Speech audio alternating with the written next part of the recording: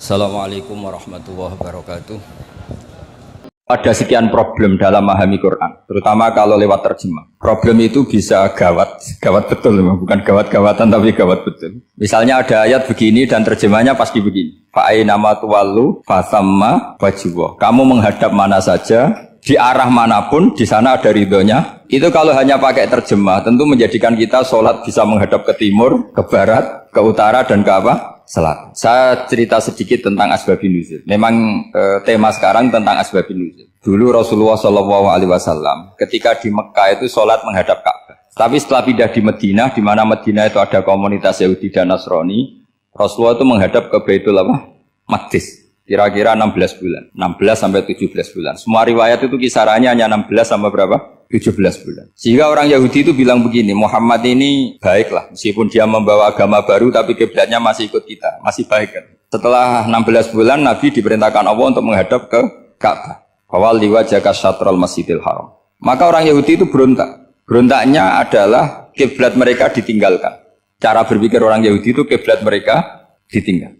Sehingga mereka bilang mawallahum an qiblatihim allati kanu 'alaiha. Apa yang menjadikan umat Islam berpaling dari kiblat Baitul Maqdis. Kemudian mereka provokatif betul. Ini perlu diperjelas. Provokatif. Bilang begini, "Inna Muhammadan tahayyara fi din." Muhammad ini bingung dalam beragama sehingga habis ngomong A ngomong B, habis kiblat Ka'bah, kiblat Baitul Maqdis. Sehingga dalam banyak tarikh disebutkan peristiwa kiblat itu terbanyak melahirkan orang murtad, orang yang keluar dari Islam gara-gara provokasi orang Yahudi. Muhammad tahayyara fi dini. Muhammad tuh bingung dalam menentukan pilihan apa? Beragama. Kemudian walhasil singkat cerita akhirnya Nabi itu madhep Ka'bah. Apa yang terjadi mukjizat itu adalah bahwa agama ini agama yang mewakili semua agama sebelumnya yang masih orisinil. Yaitu Nabi akhirnya berargumentasi Ka'bah adalah kiblat yang asli, yang lebih tua. Terus mereka tanya, buktinya apa? Dijawab oleh Quran, fihi ayatum bayyinatum maqamu apa? Ibrahim. Ka'bah bukti tertua adalah di situ ada makam Ibrahim. Makam itu jejak kaki.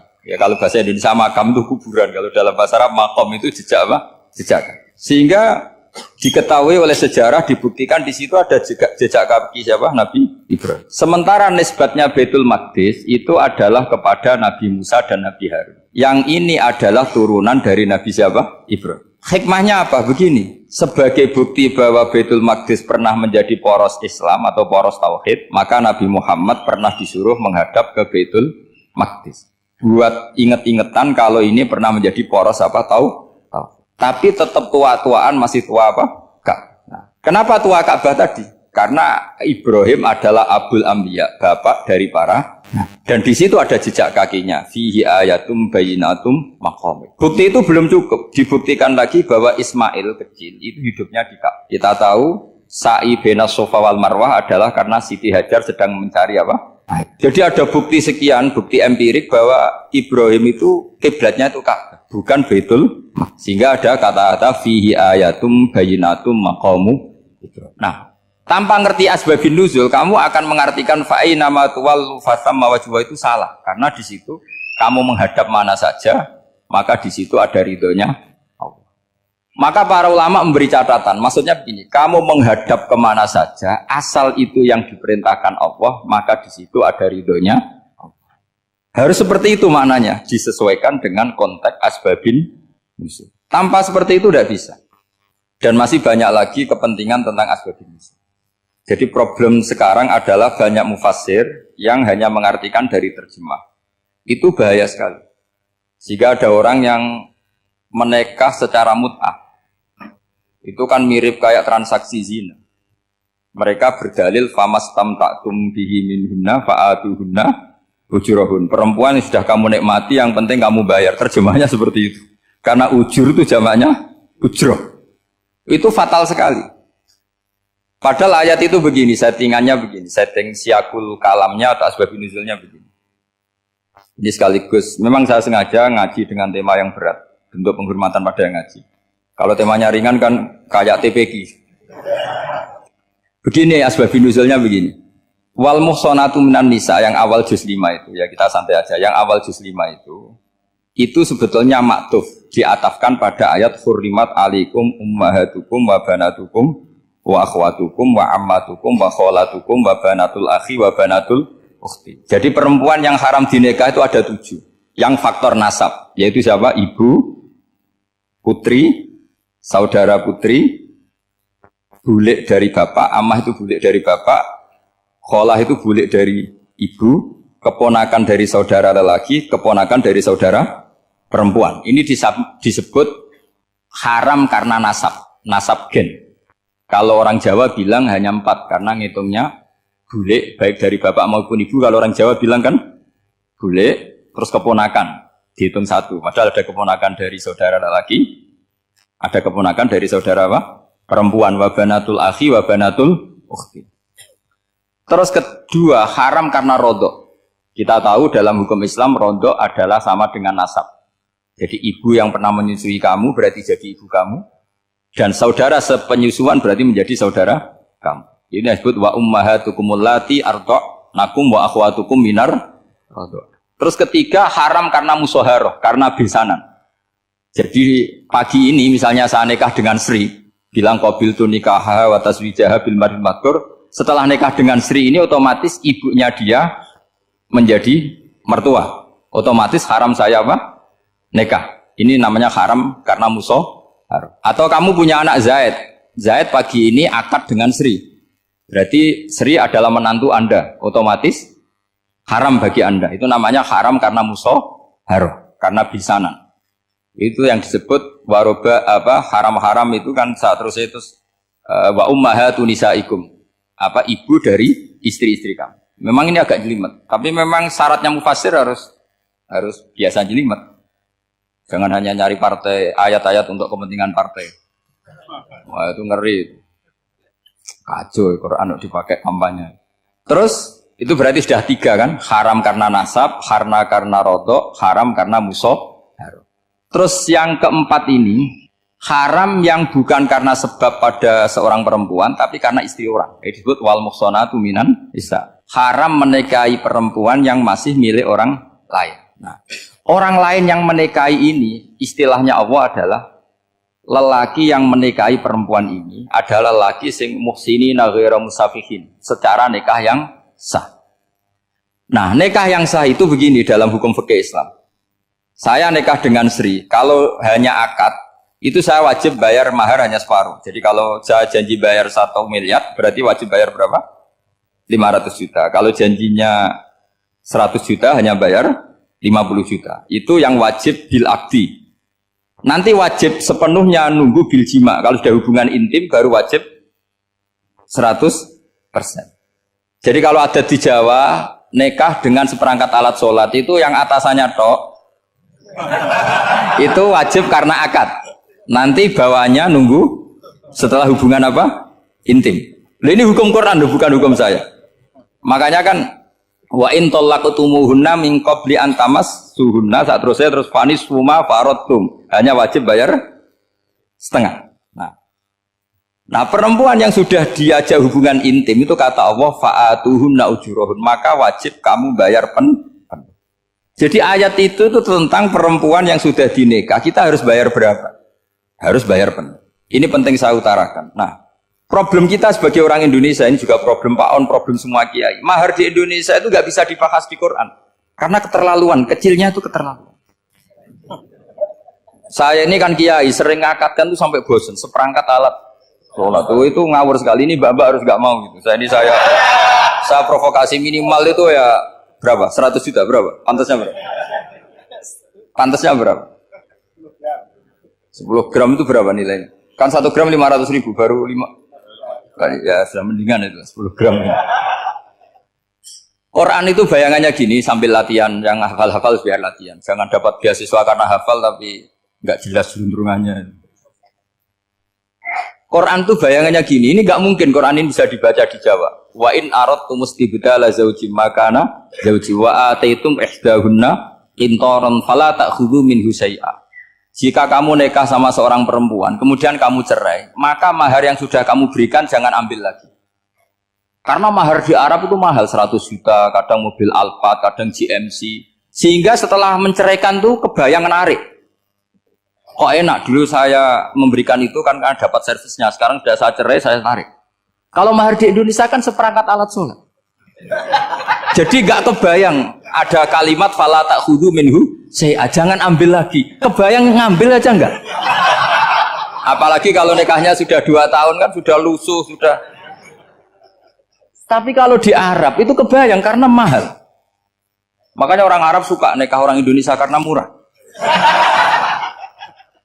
Jadi bahasa kintoron tuh harta yang nggak ternilai. Wa ataitum ihdahunna kintoron.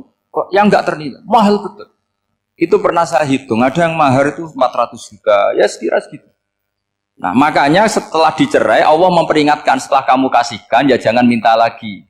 Kenapa kepikiran minta? Karena jumlahnya besar. Kalau di Indonesia kepikiran nggak minta, ya? Nggak kepikiran, saking kecilnya.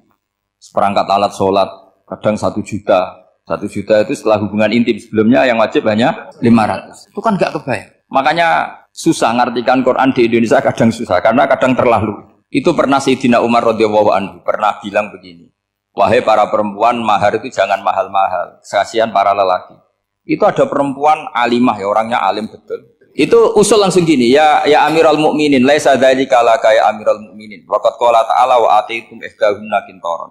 Kamu hanya seorang Amirul Mukminin, tidak berhak bikin aturan pembatasan mahar. Allah saja tidak batasi, kenapa kamu batasi?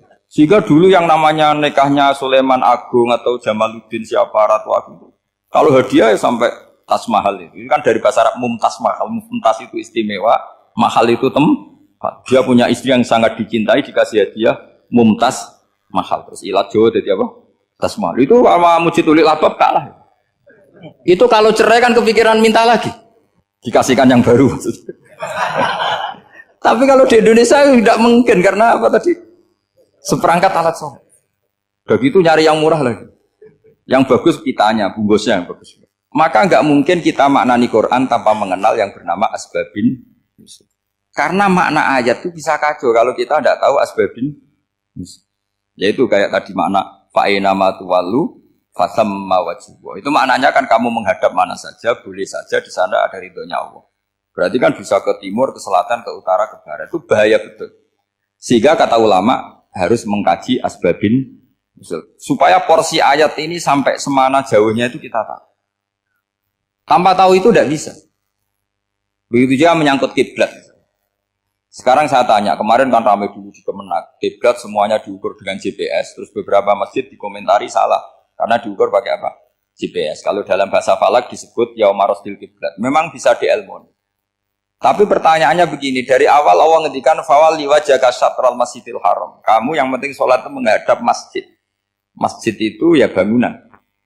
Sehingga kata Ibnu Abbas yang diriwayatkan banyak ulama mengatakan Al-Ka'bah kiblatun li ahlil masjid wal masjid kiblatun li ahlil haram wal haram kiblatun li ahlil masyriq wal maghrib. Jadi kalau orang di dalam masjid kiblatnya harus Ka'bah. Di luar masjid kiblatnya asal bangunan Masjid Haram.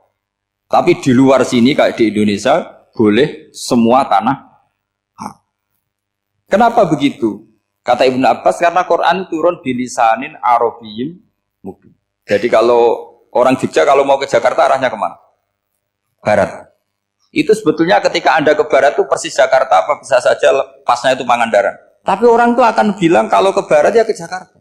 Meskipun presisi Anda tepatnya di Pangandaran. Nah kiblat seperti itu, asal orang menghadap ke barat itu orang sudah bilang ke kiblat. Gak usah sedetail misalnya harus pas Ka'bah.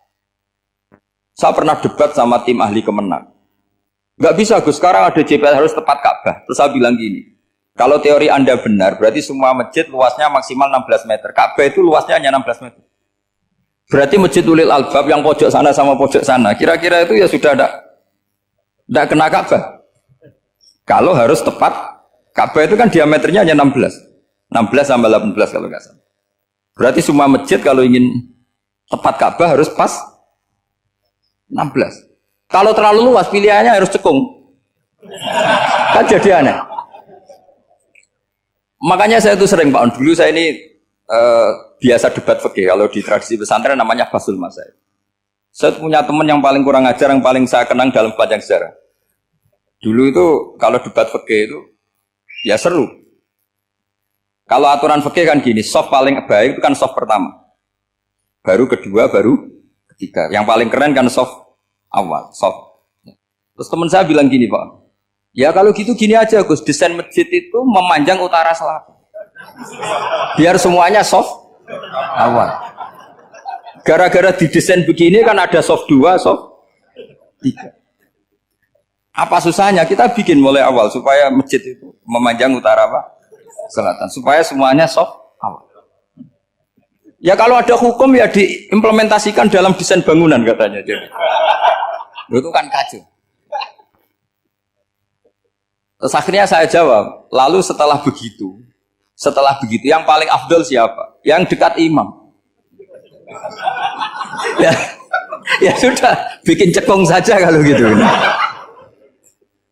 Artinya gini ya, beragama itu yang sehat. Jadi beragama itu berdasar riwayat. Berdasar riwayat, pernah ada ulama yang hitung. Madinah menghadap Ka'bah itu ya tidak pas. Pernah dihitung pakai GPS. Kiblat Madinah ke Ka'bah itu ya tidak pas. Tidak seperti yang pernah dianjurkan Kemenak. Karena apa? Agama ini ngikuti bilisanin arabiyim mungkin. Seperti jenengan gini. Semua ini istilahnya apa? Menghadap Gus Bah. Padahal ada yang agak sana, agak sana. Semuanya ngaji sama siapa Gus Bah? Ya sudah. Istilahnya bertatap muka. Memangnya kita benturan. Ini bahasa. Jadi seperti ini semua namanya apa? Berhadap. Padahal ada yang agak samping, agak samping. Ka'bah juga gitu. Sebenarnya tidak se-ekstrim yang dibayangkan orang-orang. Cuma kalau bisa tepat, ya kita harus tepat. Tapi tetap saja tidak perlu 16 apa? Meter. Nah, fa'aina ma tuwallu fatamma wajhuhu itu artinya menghadap. Menghadap itu menghadap arah. Makanya Allah tidak dawuh fawalli wajhaka nahwal Ka'bah, tapi fawalli wajhaka syatrul Masjidil Haram. Jadi ini penting saya utarakan supaya kita familiar dengan istilah-istilah Quran. Istilah Quran itu gampang sebenarnya. Kalau kita kaji itu gampang. Problem kita tidak pernah mengkaji, jadi semuanya asing. Kalau kita mengkaji itu gampang sekali. Saya punya sekian cerita betapa pentingnya mengkaji Quran. Harun ar-Rasyid itu dinasti Bani Abbasiyah. Itu pinter sekali. Ada seorang ustadz yang agak ekstrim. Itu datang ke Harun ar-Rasyid. Ya Amirul Mukminin, inni nasihun laka famusaddidun alaika. Fala tajidanna alayya fi nafsika syai'an. Saya mau nasihati kamu, tapi saya mohon jangan masukkan hati. Karena nasihat ini penting. Tapi saya akan keras, vulgar. Akan keras, kritik saya akan keras. Karena Anda sebagai Amirul Mukminin tidak pedes.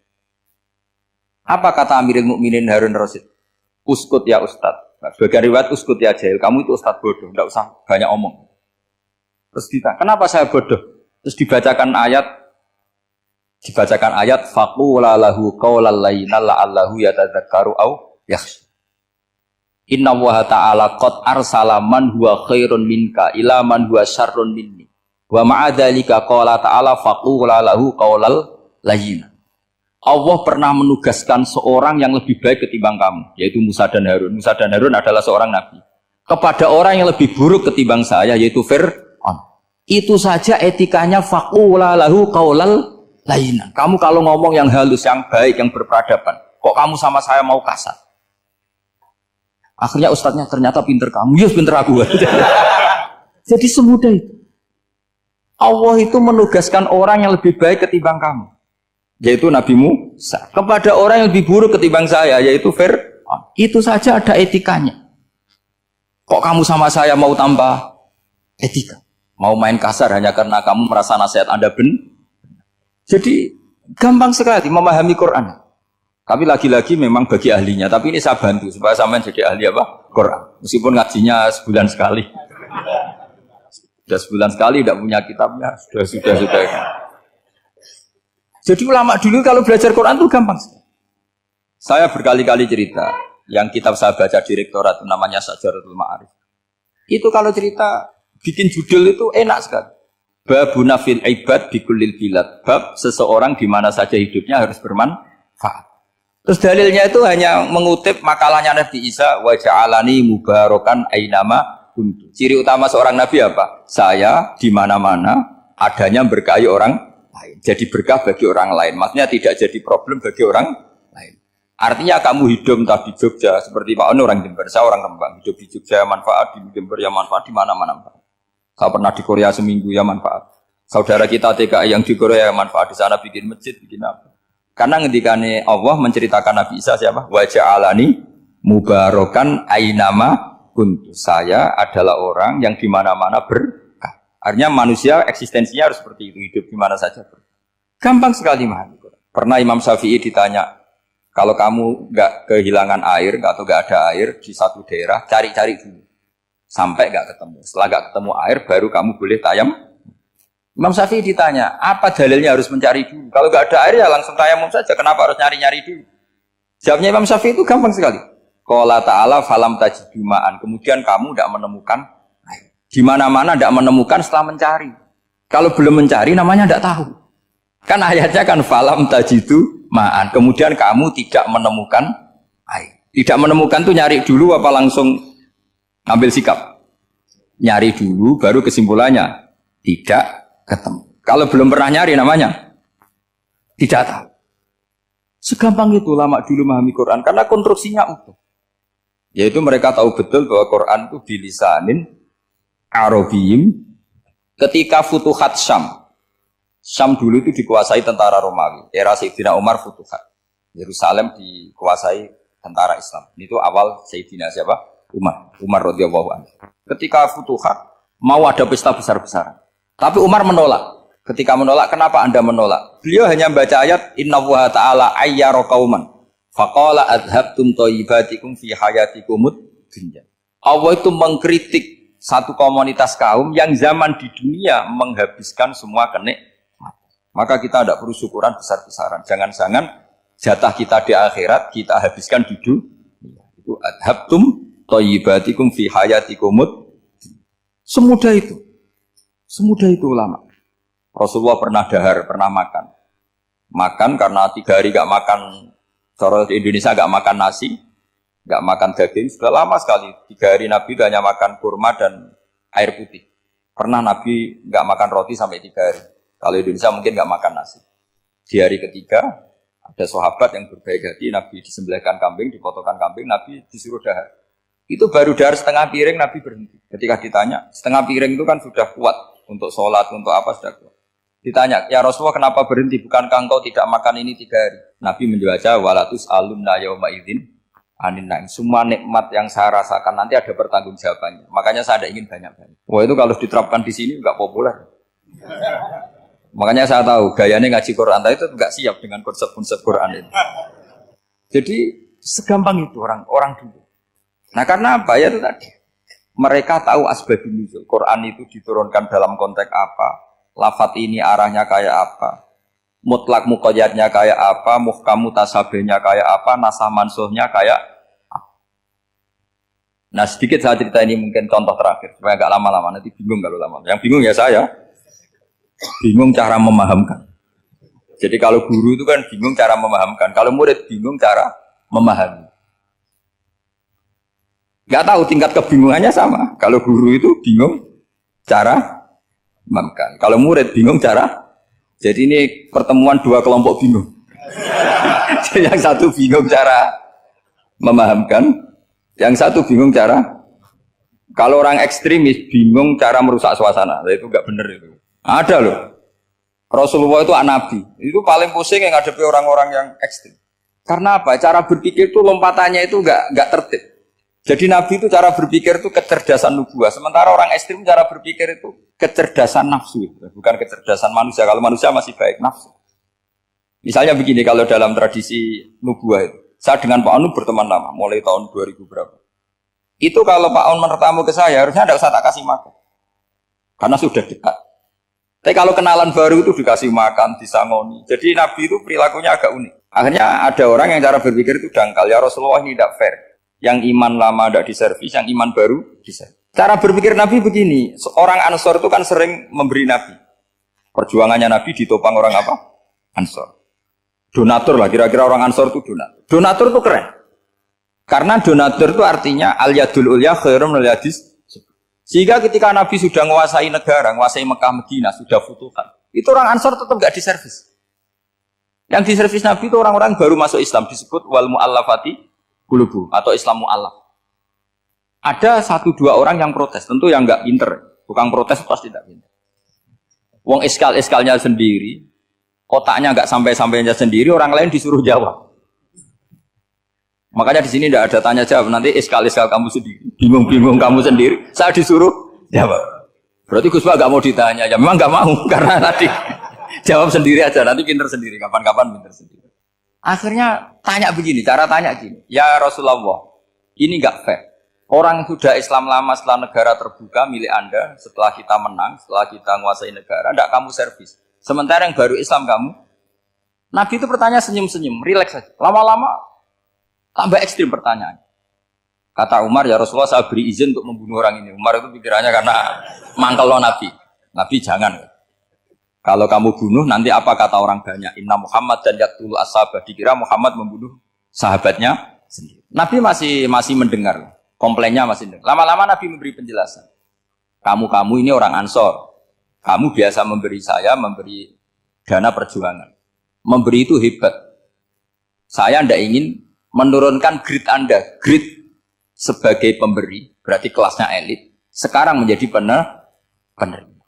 Itu tidak bagus. Itu betapa Rasul ini namanya kecerdasan nubuah. Kalau orang biasa memberi, biar memberi saja. Supaya dia tetap heroik, tetap patriotik, tetap keren. Karena mentalnya pemberi. Jangan sampai dari mental memberi, kemudian mentalnya peminta. Jadi kalau Pak On jadi tim suksesnya Pak Jokowi, dia tidak minta-minta. Kalau dulu kampanye, ya kampanye saja.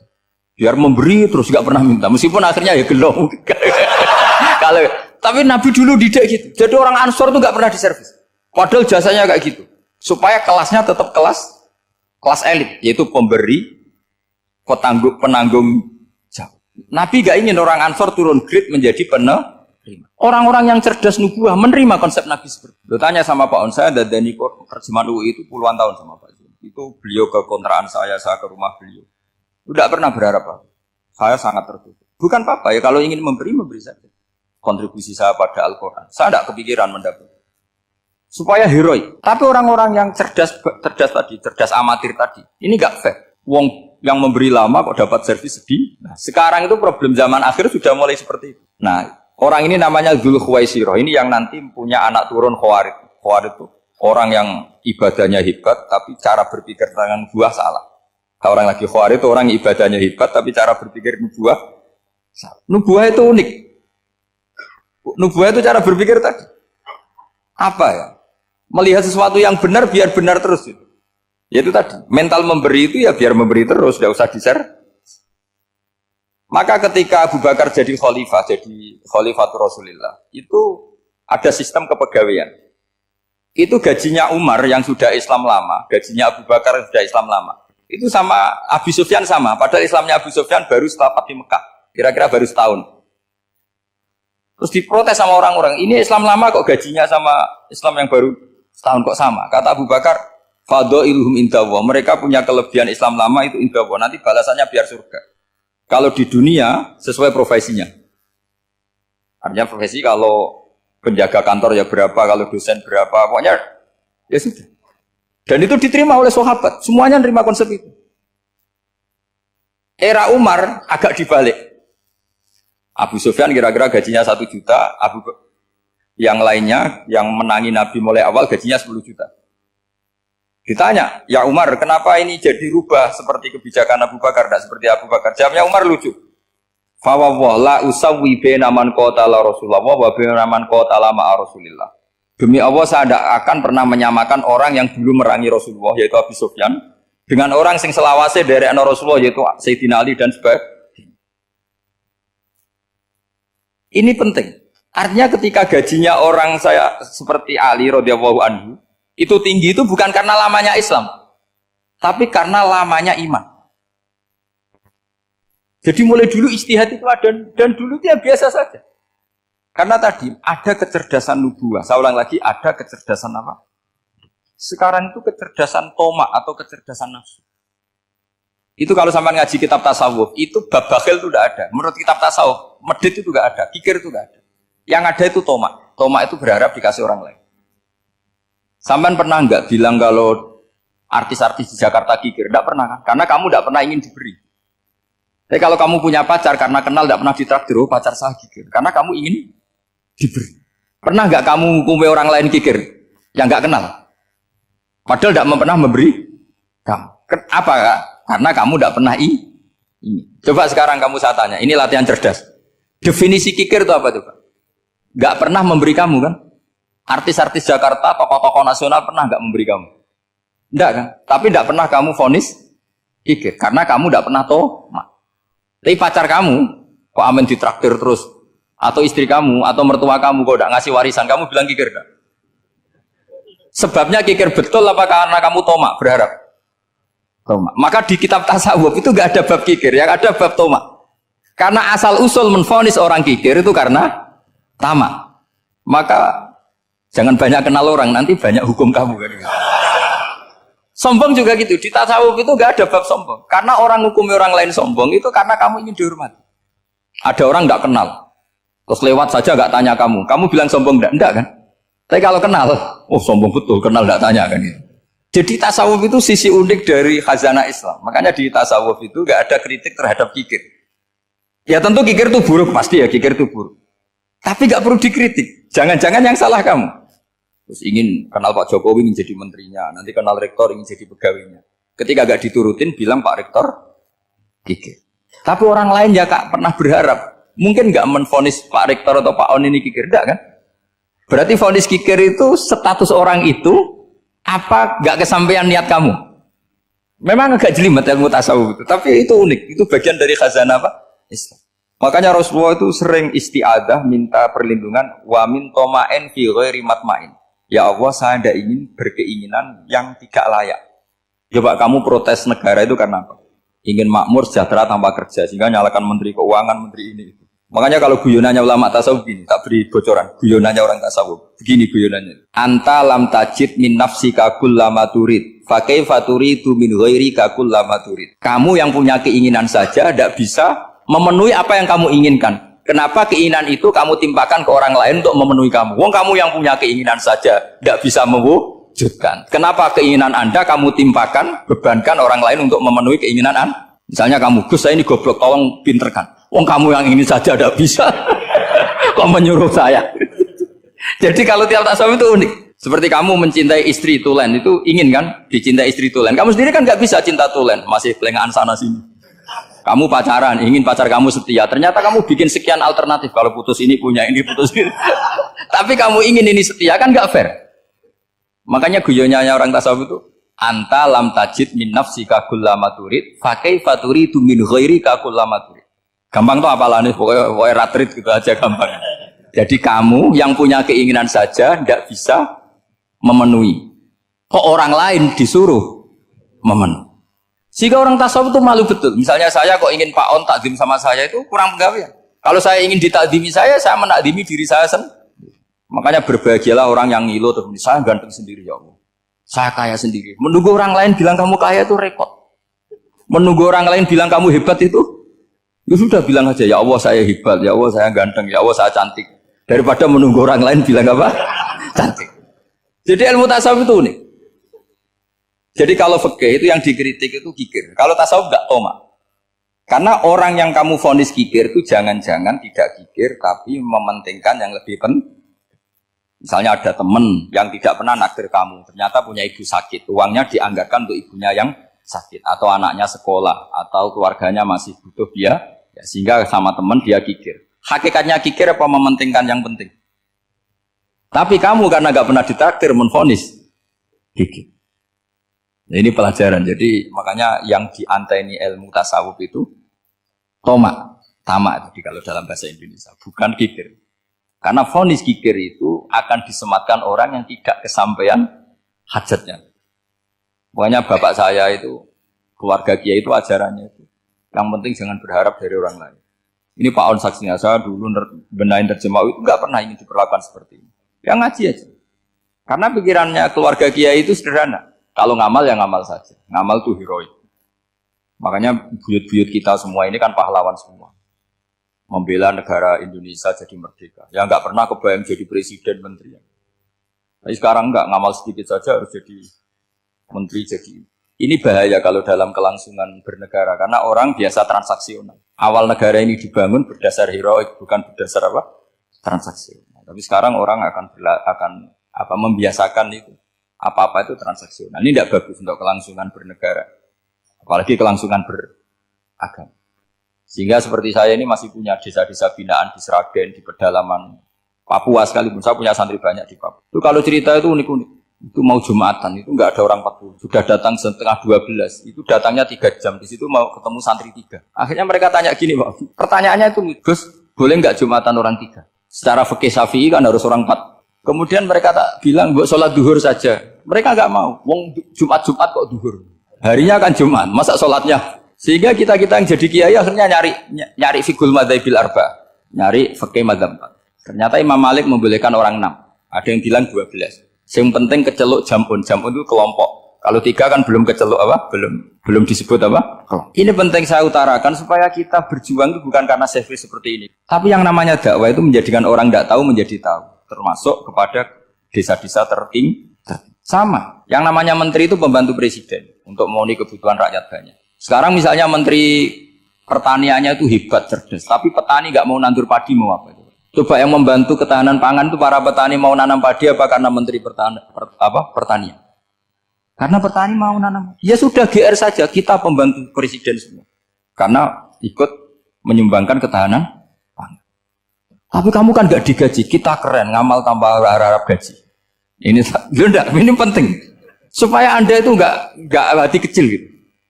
Ikut menyumbang negara tanpa ingin dapat gaji. Keren nggak? Nah itu nubuah. Apa? Nubuah. Orang Ansor itu seperti itu. Sehingga ketika Rasulullah wafat dan ada kompetisi kepemimpinan, itu orang Ansor gak ikut. Sudah kita makmum saja, silahkan dibagi di... Saking baiknya orang Ansor. Nah, makanya saya ulang lagi ya. Kecerdasan nubuah ini yang gak difahami orang Khawarij. Orang Khawarij cara berpikir, yang kerja banyak harus dapat banyak. Sementara kecerdasan nubuah enggak. Yang biasa memberi, terus memberi saja. Biar derajatnya tetap al-yadul ulya. Bismillahirrahmanirrahim. Ini saya baca supaya dapat berkahnya ulama-ulama dulu. Karena ini dikarang oleh ulama yang dipakai rujukan seluruh dunia. Begini. Qala Ibnu Taimiyah, ma'rifatu sababin nuzuli yu'inu ala fahmil ayat. Jadi mengenali asbabin nuzul itu membantu memahami secara benar ayat itu. Karena tadi, kalau ayat itu dipotong, itu maknanya bisa kacau. Kayak tadi, famastam ta'tum bihi minhunna, fa'aduhunna, ujuruhun. Kalau diterjemah itu kan mendukung kawin mut'ah. Kalau terjemahnya saja, perempuan siapa saja yang pernah kamu nikmati, yang penting kamu bayar. Itu kan aliran sesat dan menyesatkan. Itu konteks asbabun nuzul tidak seperti itu. Perempuan yang sudah menjadi istri kamu. Seorang lagi perempuan yang sudah menjadi istri kamu, jika sudah kamu hubungan intim, maka maharnya harus dibayar penuh. Tapi kalau belum hubungan intim, maharnya hanya wajib separuh. Fanis suma farotum illa ayafuna au ya'fualladhi biyadihi uqdatun nikah. Tapi tadi kalau di Indonesia gimana Gus? Ya itu yang repotnya. Maharnya itu tadi mau kena atasan dan apa? Bawahan. Wah kacau kalau di Indonesia. Sehingga kita bingung kalau dalam logika Arab kan gitu. Bayangannya kalau cerai, kata Allah, fala ta'khudhu min syai'at. Harta yang sudah kamu berikan ke istri jangan diambil lagi. Sampai dilarang ngambil tuh karena jumlahnya banyak sehingga kepikiran ngambil. Kalau di Jawa nggak usah dilarang sudah tidak akan ngambil karena rukohnya sudah lulus. Itu susahnya baca Quran di Jawa ya. Karena dari awal maharnya terlalu apa? Kecil. Terus beliau Imam Suyuti termasuk di sini menyontohkan yang pasti salah kalau difahami yaitu tadi ayat apa itu fa'ina matuwallu fastaman wajib. Jadi beliau terus meringatkan betapa pentingnya mengenali asbabin nuzul. Karena asbabin nuzul itu gampang. Saya ulang lagi, asbabin nuzul itu gampang. Gampangnya begini ya, kan ada satu peristiwa, misalnya begini, Rasulullah itu kan mengkritik penuhanan Lata dan Uzza, berhala-berhala itu dituhankan, dikritik sama Rasulullah. Kemudian mereka begini, karena mereka biasa personifikasi Tuhan, Muhammad, kalau Tuhan itu tidak Lata Uzza, dan itu terbuat dari batu, lalu Tuhan Anda itu dari apa? Amin fiddotin audhabin, lalu Tuhan Anda ini dari emas apa dari perak? Karena mereka nggak bisa membayangkan Tuhan tanpa dipersonifikasi. Terus Allah menurunkan qul huwallahu ahad, Allahus somad, lam yalid wa lam yulad wa lam yakul lahu kufuwan ahad. Karena otaknya mereka sudah begitu, yang namanya Tuhan itu harus dipersonifikasi. Makanya saya kemarin di Korea seminggu, cerita yang paling unik gini Pak On, ada bos Islam, ada bosnya TKI yang baik. Mereka mengizinkan pekerjanya sholat. Bareng sholat tuh diingeti ke atas ke bawah, kok nggak ada arcanya.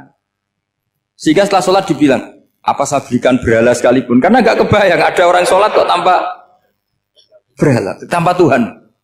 Yang kamu sembah itu mana? Kok nggak ada? Apa tak belikan? Jadi unik. Nah teman saya yang satu unik lagi, dia termasuk pegawai Garuda yang derekno saya ke Korea itu orang pegawai Garuda.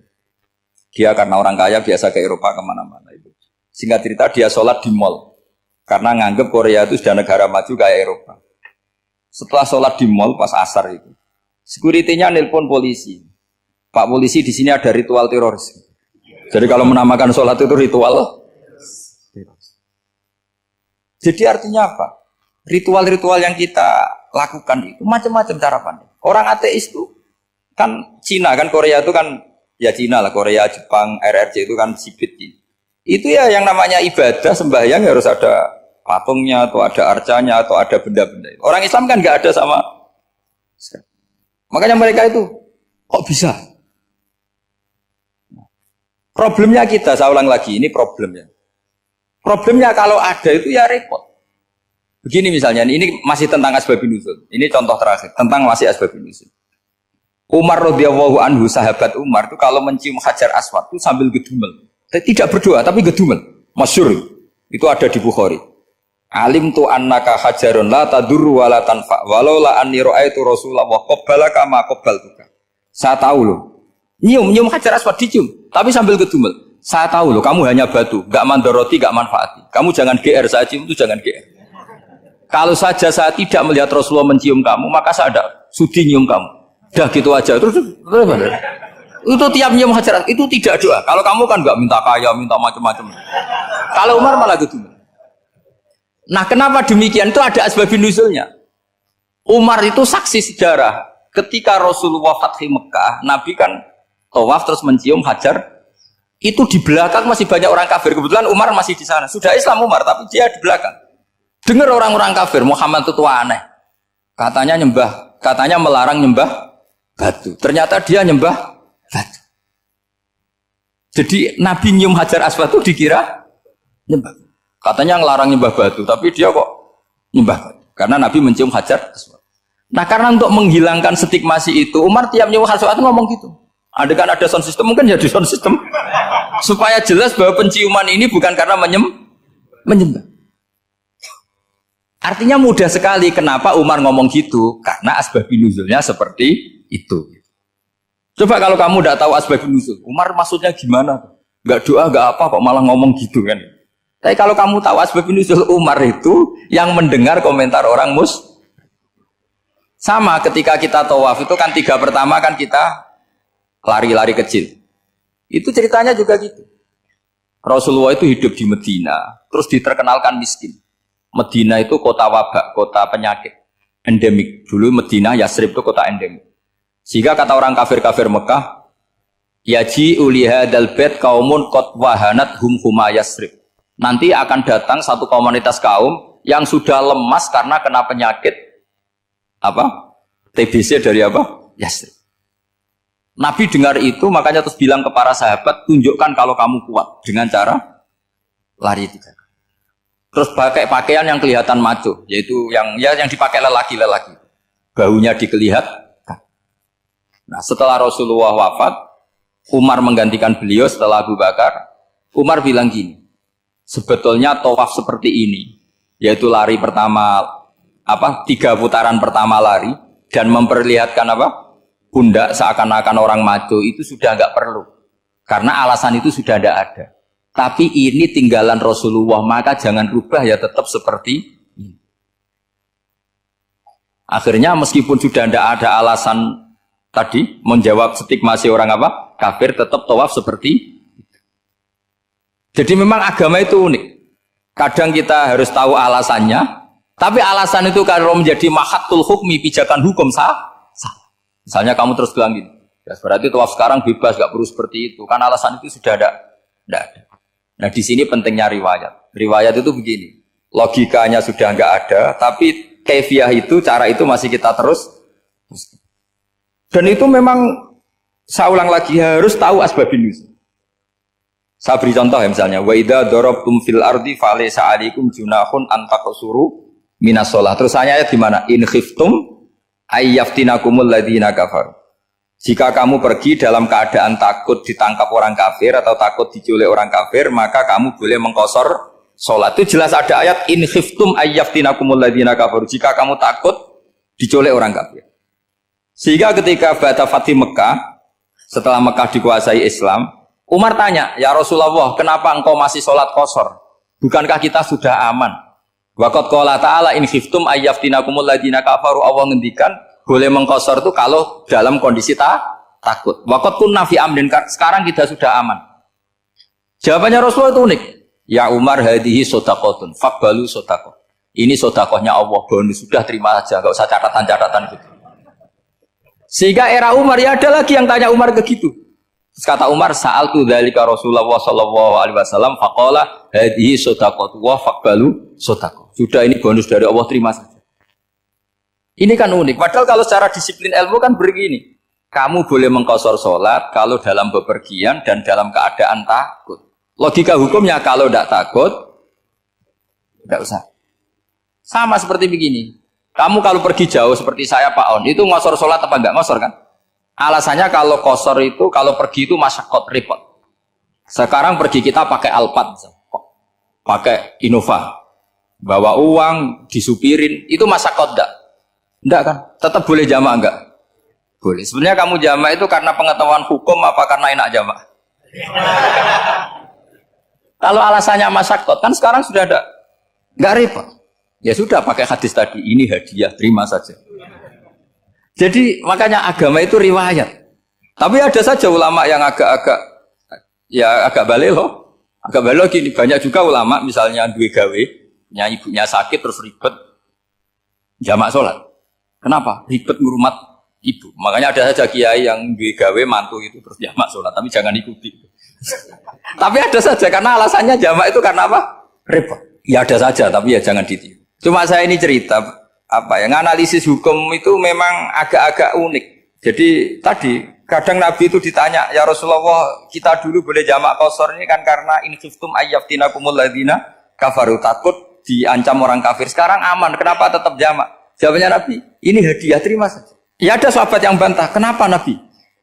Allah itu zat yang baik, kalau sudah ngaji bonus nggak pernah ditarik lagi. Makanya Nabi kalau berdoa itu unik. Ya, siapa yang disiksa di dunia karena dosanya, fawahu akramu min ayyus sanniya uqubatahu fil akhirah. Kalau ada orang salah kok di dunia sudah dikasih sanksi, Allah itu lebih mulia untuk mengulang nanti di akhirat. Akram itu Allah terlalu mulia, maksudnya orang kepikiran wis males ya selesai, tidak akan kalau sampean kan enggak, masih ingin lagi. Jadi itu cara berpikir apa? Nubuah. Jadi berpikir nubuah itu beda. Ada orang pas sujud diinjek sama orang fasik, diinjek. Kemudian si yang sujud tadi, wawah la yaghfiru wa laka, demi Allah tidak akan ngampuni kamu. Itu langsung Allah memberi wahyu sama Nabi di zaman itu. Bilangin yang sedang sujud itu, dia harus minta maaf sama saya, kata Allah. Mangzal ladzi yata'alla ala fulan. Dia bersumpah bahwa Allah tidak akan memaafkan orang, itu harus diralat. Nabinya iskal, kenapa ya Allah? Yang Tuhan itu saya ini punya sifat dua, bisa menyiksa dan bisa memaafkan. Kenapa dia milih sifat saya satu tidak memaafkan? Akhirnya apa? Orang yang nginjek tadi sama Allah dikasih tobat dan jadi orang soleh. Jadi itu makanya kamu nggak boleh jadi orang ekstrim nyifati Allahnya satu. Nggak boleh, Allah tetap bisa yaghfiru liman yasha wa yu'adzibu may yasha. Sifatnya Allah dua ya tetap dua, nggak boleh kamu pilih satu. Misalnya kamu kan biasanya gini, yang ghafur untuk kamu, yang sadidul uqab untuk orang lain. Mesti kelakuannya sama kan begitu. Nggak boleh seperti itu. Rasulullah kayak apa bencinya sama Wahsy? Karena Wahsy itu qatilu Hamzah. Yang membunuh Sayyid Hamzah siapa? Itu bencinya bukan main Rasulullah, sampai maksud Wahsy. Tapi sama Allah malah diturunkan ayat laisa laka minal amri syai'un aw yatuba alaihim aw yu'adzib. Muhammad, meskipun kamu kekasih saya itu tidak wilayah kamu, maafkan atau enggak, terserah saya, kata Allah. Ternyata betul, malah Wahsy dikasih tobat. Nah sekarang enggak, orang itu nyifati Allah sama orang lain syadidul iqab, kalau sama dirinya enggak boleh seperti itu. Allah ya sifatnya tetap. Jadi boleh kamu misalnya berdoa, ya Allah mbak yang cantik itu semoga dapat jadi istri saya. Mbaknya juga boleh berdoa, ya Allah naudzubillah min dzalik. Jadi ini adu kekuatan, nanti terserah nanti Allah pihak yang mana. Kayaknya pihak yang perempuan mungkin. Karena kasihan kan kalau cantik dapat orang apa? Jelek. Saya tuh andaikan boleh fatwa fikih, yang saya haramkan tuh orang jelek dapat orang jelek. Karena kasihan anak-anaknya, tahu-tahu jelek banget. Jadi kan kasihan itu. Jadi dalam Islam itu seperti itu. Jadi apapun benci kita sama musuh kita, Allah bisa saja memperlakukan musuh kita secara baik. Karena Allah itu yaghfir. Tetap kita harus sifati Allah yaghfiru liman yasha wa yu'adzibu. Jangan karena kita benci seseorang seakan-akan Allah sama dia pasti menyek. Itu yang dicontohkan Allah kepada Rasulnya, itu beliau tidak cocok sama Wahsy, malah Wahsy dikasih petunjuk. Makanya terus ada ayat apa, laisa laka minal amri syai'un aw yatuba alaihim aw yu'adzibahum. Muhammad, tidak wilayah kamu saya menentukan mengadab atau mengam. Makanya rata-rata kiai ulama itu halim. Orang halim itu rileks, layinal janib, tidak gampang menvonis orang lain. Biar Allah tetap dengan sifatnya yaf'alu ma biasa, bahwa Allah bisa melakukan apa saja. Soal kamu benci sama seorang, benci saja atas nama kamu, jangan nyatut-nyatut Allah.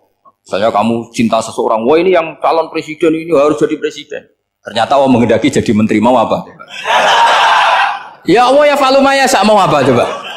Yang kiai atau Pak On, DPAI, patutnya kan menteri agama itu Pak On. Tapi kalau Pak yang takdir gitu mau apa ya sudah, Allah ya falu santai. Itu rileksnya ahlul ilmi, ya sudah santai saja. Ini negaranya Allah, ini kerajaan Allah, ini buminya Allah, ya Allah biarin ya falu. Mas, jadi Tuhan Allah kamu yang repot. Jadi Tuhan itu Allah kamu yang repot. Ya Allah biar tetap ya falu. Mayasa Allah boleh yaghfiru liman yasha wa ya'tibu mayasa. Pun alam. Subhanallahi wa bihamdihi adada khalqihi wa ridha nafsihi wa zinata arsyihi wa midada kalimatihi. Subhanallahi wa bihamdihi adada khalqihi wa ridha nafsihi wa zinata arsyihi wa midada kalimatihi. Subhanallahi wa bihamdihi adada khalqihi wa ridha nafsihi wa zinata arsyihi wa midada kalimatihi. Subhanallahi wa bihamdihi adada khalqihi wa ridha nafsihi wa zinata arsyihi wa midada kalimatihi. Subhanallahi wa bihamdihi adada khalqihi wa ridha nafsihi wa zinata arsyihi wa midada kalimatihi. Subhanallahi wa bihamdihi adada khalqihi wa ridha nafsihi wa zinata arsyihi wa midada kalimatihi. Subhanallahi wa bihamdihi adada khalqihi wa ridha nafsihi wa zinata arsyihi wa midada kalimatihi. Assalamualaikum warahmatullahi wabarakatuh.